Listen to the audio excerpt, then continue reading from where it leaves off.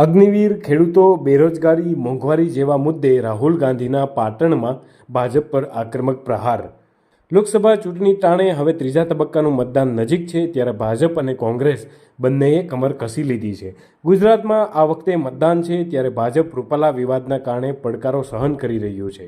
આ દરમિયાન કોંગ્રેસ નેતા રાહુલ ગાંધીએ પાટણના પ્રગતિ મેદાનમાં એક જંગી જનસભા સંબોધી હતી. અહીં રાહુલ ગાંધીએ જય અંબાજી બોલીને ભાષણની શરૂઆત કરતા કહ્યું કે આટલી ગરમીમાં પણ દૂર દૂરથી આવેલા લોકોનો આભાર.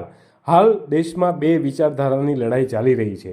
ભાજપના રાજમાં હિન્દુસ્તાનનું લોકતંત્ર અને બંધારણ બચશે કે નહીં એ અંગે મોટો સવાલ છે. ભાજપ અને સંઘના લોકો ઈચ્છે છે કે બંધારણ ખતમ થઈ જાય, પણ કોંગ્રેસ પાર્ટી બંધારણની રક્ષા કરે છે. આઝાદી પછી ગરીબ પ્રજાને જે કંઈ મળ્યું છે તે બંધારણના કારણે જ મળ્યું છે. રાહુલ ગાંધીને વધુમાં કહ્યું હતું કે બંધારણ જ ગરીબોની રક્ષા કરે છે અને મોદી સરકાર તેને ખતમ કરવા માગે છે. અનામતને ખતમ કરવાના પ્રયાસો થઈ રહ્યા છે.